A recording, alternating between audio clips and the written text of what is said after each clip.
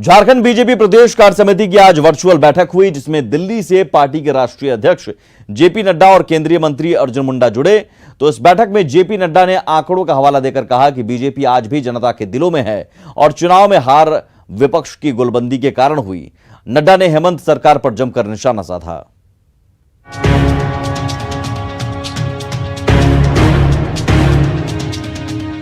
केंद्र सरकार की उपलब्धियों को जन जन तक पहुंचाने, पार्टी कार्यकर्ताओं में नई ऊर्जा का संचार करने और हेमंत सरकार की नाकामियों को गिनाने के लिए झारखंड बीजेपी ने कार्यकारिणी की बैठक की, जिसमें पार्टी के राष्ट्रीय अध्यक्ष जेपी नड्डा भी ऑनलाइन जुड़े। जेपी नड्डा ने हेमंत सरकार में कानून व्यवस्था को निशाने पर लेते हुए कहा कि राज्य में एक बार फिर नक्सलवाद पनप रहा है कि लॉ एंड ऑर्डर चरमरा गया है। मुझे याद है किस तरीके से बीजेपी के राज्य में नक्सलवाद प्रायः समाप्त हो गया था, खत्म हो गया था। आज नक्सलवाद फिर से दंदना रहा है, उग्रवाद दंदना रहा है, दिन दहाड़े हत्याएं हो रही हैं और ये कमजोर सरकार की निशानी है, ये तुष्टीकरण की निशानी है। दीपक प्रकाश के नेतृत्व में टीम घोषित होने के बाद प्रदेश कार्य समिति की ये पहली बैठक थी, जिसमें दीपक प्रकाश ने रघुवर सरकार में शुरू की गई कल्याणकारी योजनाओं को खत्म किए जाने की आलोचना की और सरकार पर खनिज तस्करी करने का आरोप लगाया। राज्य सरकार को हर मोर्चे पर फेल बताते हुए किसान विरोधी और महिला विरोधी बताया गया और राजनीतिक साजिश के तहत बीजेपी कार्यकर्ताओं पर जबरदस्ती मुकदमा दर्ज किए जाने का आरोप भी लगाया गया। आरोपों की बौछार से तिलमिलाई सत्ताधारी पार्टी जेएमएम और कांग्रेस ने भी पलटवार करने में देर नहीं की और बीजेपी को खुद के दामन में झांकने की नसीहत दे डाली। जिन लोगों को जिस चीज की आदत होती है या जो लोग जिस चीज में आकंठ डूबे हुए होते हैं, वो दूसरे में भी उसी छवि को देखते हैं। भारतीय जनता पार्टी की देन है इस राज्य में कि यहाँ पर पूरी तरह से जिन विभागों में भी आप हाथ डालिए वहां भ्रष्टाचार की बू आएगी। बातें करें और भ्रष्टाचार के मुद्दे पर जिनका मुख्यमंत्री चुनाव हार गया हो और अगर वो लोग इस तरह के भाषण दे रहे हैं भ्रष्टाचार पर, तो शर्म आनी चाहिए। भारतीय जनता पार्टी के नेताओं में यही सबसे बड़ी खासियत है कि गलथेथराई करने में माहिर होते हैं। झारखंड में लोकसभा चुनाव तो फिलहाल नहीं है, लेकिन विधानसभा की 2 सीटों पर चुनाव होने हैं, जिसमें हेमंत सोरेन की खाली की गई एक सीट भी शामिल है। ऐसे में कोरोना संकट के बीच बीजेपी अपना खिसका जनाधार बटोरने के लिए केंद्र सरकार की उपलब्धियां गिनाने के लिए कार्यकर्ताओं को टास्क दे रही है, ताकि 8 महीने पहले लगे झटके से पार्टी उबर सके। न्यूज़ 18 के लिए रांची से संजय सिन्हा के साथ bureau report. CM Hemant Soren ने नई शिक्षा नीति को लेकर राज्यों से बात नहीं करने को फेडरल सिस्टम की भावना पर चोट बताया है। नई शिक्षा नीति को लेकर राष्ट्रपति और प्रधानमंत्री के साथ वर्चुअल मीटिंग में उन्होंने कहा कि इस नीति को लागू करने के लिए बजट का प्रावधान कहां से किया जाएगा, ये साफ नहीं है। वहीं मुख्यमंत्री ने कहा कि नई शिक्षा नीति पर आदिवासी, दलित, पिछड़े, गरीब बच्चों के हितों की रक्षा को लेकर प्रावधान नीति में साफ नहीं है।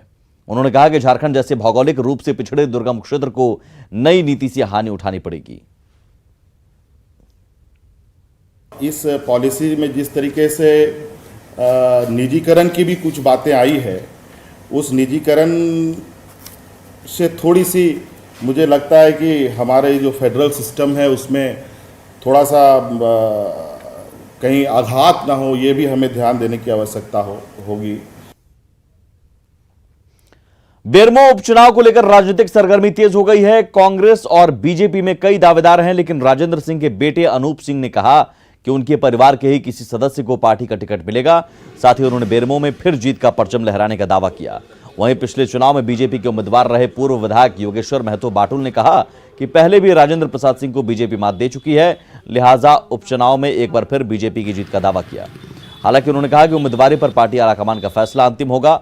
आपको बता दें कि पिछली बार राजेंद्र सिंह ने बीजेपी के योगेश्वर महतो बाटुल को 25,000 से ज्यादा मतों से हराया था। राजेंद्र सिंह के निधन से ये सीट खाली हुई है। में ही से किसी को एक टिकट मिलेगा, लेकिन जो आलाकमान का फैसला होगा वो हमें भी मंजूर होगा। देखिए, निश्चित तौर पर मैंने आपको पहले भी बोला कि ये चुनाव राजेंद्र बाबू के 50 साल की तपस्या और 50 साल के काम और पंडित बिंदेश्वरी दुबे जी का आशीर्वाद पे बेरमो की जनता निकालेगी। निश्चित तौर पर आगे भारतीय जनता पार्टी लोकतांत्रिक पार्टी है। सभी कार्यकर्ताओं को अपना अधिकार है। सभी कार्यकर्ता चाहते हैं कि हम भी चुनाव लड़ें, राजनीति कर रहे हैं तो उन सबकी अपेक्षा है। अब पार्टी में लोग अपना अपना अर्जी दे रहे हैं। निश्चित रूप से भारतीय जनता पार्टी सारी चीज़ों को विचार विमर्श के बाद राज्य नेतृत्व और केंद्रीय नेतृत्व जो फैसला करेगा वो फैसला सबके लिए मान्य होगा, वो मेरे लिए भी मान्य होगा। जमशेदपुर में पारिवारिक विवाद में एमजीएम अस्पताल परिसर में जमकर बवाल हुआ। लड़का और लड़की पक्ष के बीच काफी देर तक खूब तीखी बहस हुई। इस दौरान लड़के की सास ने उसे पीटने की कोशिश भी की, लेकिन वहां मौजूद लोगों और पुलिस के जवानों ने खींचा लिया। एक साल पहले दोनों परिवार की सहमति के बिना लड़का लड़की ने प्रेम विवाह कर लिया था, लेकिन अब लड़के का आरोप है कि उसकी पत्नी मायके वालों के बहकावे में आकर उसके घर वालों पर कई आरोप लगा रही है, जिसमें प्रताड़ना, मारपीट और दहेज मांगने का भी आरोप शामिल है। और पिछले दिनों लड़की जब अपने मायके चली गई थी तभी उसके यहां से कुछ लोग लड़के के यहां आकर उसके घर वालों के साथ मारपीट की थी, जिसे लेकर केस दर्ज कराने से पहले मेडिकल जांच के लिए एमजीएम अस्पताल गया था। वहीं पर लड़की और लड़की के परिजन भी पहुंचे हुए थे। नंबर आपको दिया जाना, फोन कीजिए, पुलिस को बुलाइए।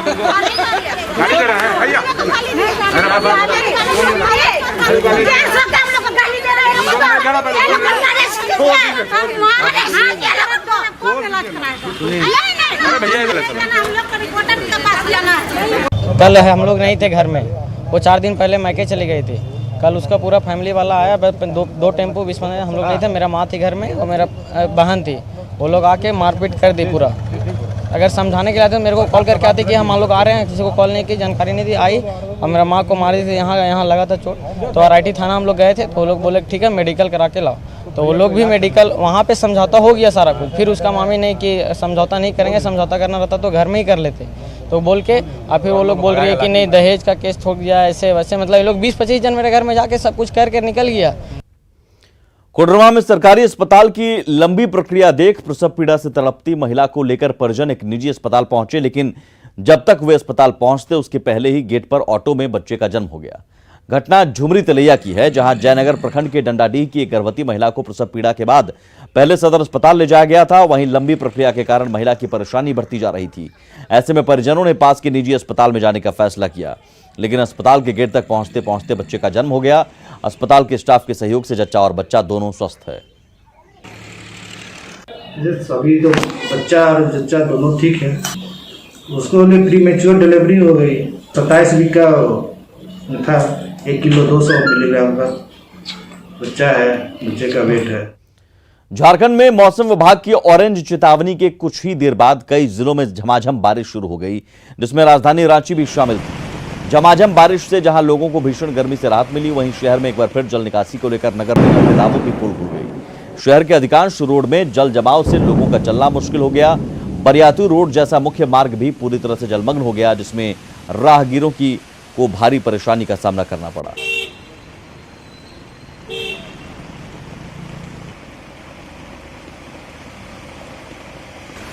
परेशानी तो हो रही है, सड़क पर चलने में, गाड़ी में, बाइक से भी दिक्कत है।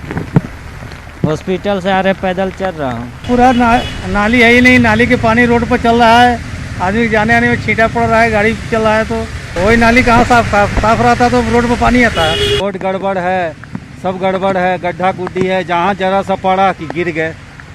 परेशानी होती है सर बहुत।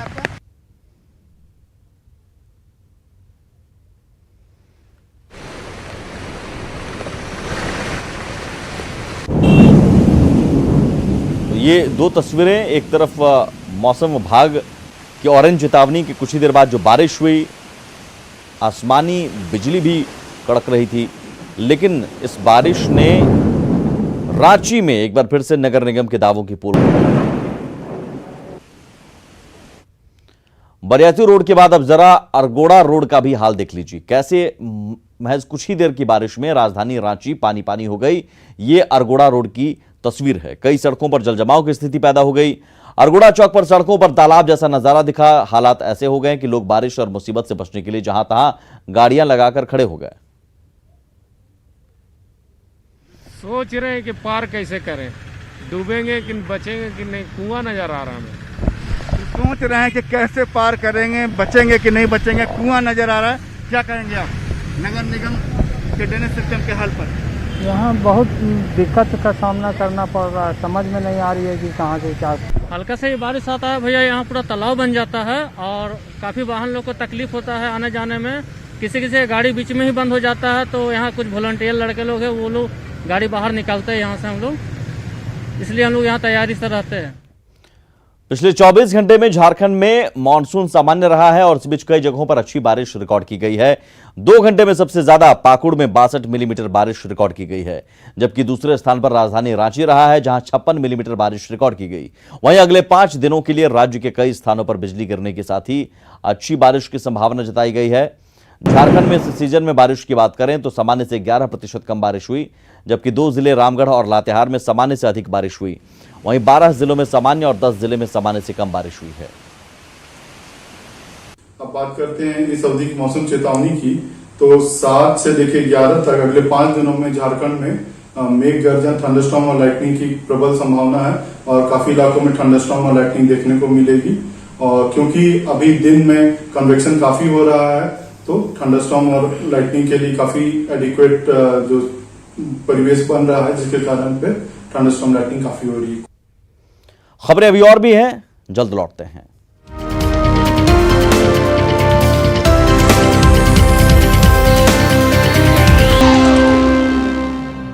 देवघर में प्रेमिका से मिलने आए एक युवक की लोगों ने जमकर पिटाई कर दी। लोगों ने कथित प्रेमी को बिजली के खंभे से बांधकर पिटाई की।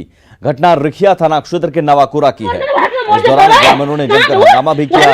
बाद में पंचायत सदस्यों के हस्तक्षेप के बाद प्रेमी को रिहा कराया गया। दरअसल देवघर से सटे बिहार के बांका का रहने वाला अजय राय नाम का युवक प्रेमिका से मिलने नवाकुरा गांव आया था। तभी ग्रामीणों की इसकी भनक लग गई और लोगों ने युवक की जमकर पिटाई कर दी।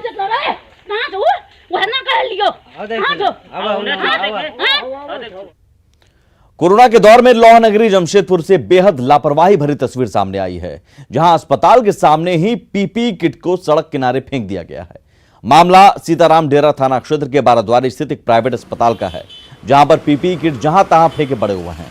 यह हाल तब है जब शहर में कोरोना संक्रमितों की संख्या 8000 के पार पहुंच चुकी है। ऐसे में प्रशासन की नाक के नीचे इस तरह की लापरवाही से कई गंभीर सवाल खड़े हो रहे हैं। मौके का जायजा लिया हमारे संवाददाता रंजीत कुमार ओझा ने। कल शाम रांची की एक अस्पताल की लापरवाही जो है सामने देखी गई थी, जहां पुरुष के 100 के जगह महिला का 100 भेज दिया गया था। वहीं लौह नगरी जमशेदपुर के एक निजी अस्पताल का हाल दिखाएंगे, प्रयास करेंगे आपको कि आप देख सकते हैं ये निजी अस्पताल है, एपेक्स हॉस्पिटल है यह, और इसके ठीक बाएं तरफ का जो नज़ारा है देख करके आप भी कहीं ना कहीं दंग रह जाएंगे, क्योंकि ये जो सड़क है मानगो की ओर जाती है और ये सड़क पर हजारों लोग डेली सफ़र करते हैं और कहीं ना कहीं जो शहर में संक्रमण का जो खतरा है वो दिन प्रतिदिन बढ़ रहा है, क्योंकि 250 के करीब में लोग डेली संक्रमित पाए जा रहे हैं। वहीं आप देख सकते हैं कि अस्पताल के ठीक सामने जो है पीपीई किट वगैरह जो है वो फेंका गया है। कहीं ना कहीं यहाँ जो निजी अस्पताल की लापरवाही एक बार फिर सामने निखर के आई है कि आखिर इस तरह के लापरवाही क्यों की जा रही है, जबकि शहर में संक्रमण। और इसी के साथ इस बुलेटिन में इतना ही, लेकिन आगे भी खबरों का सिलसिला लगातार जारी है। नमस्कार।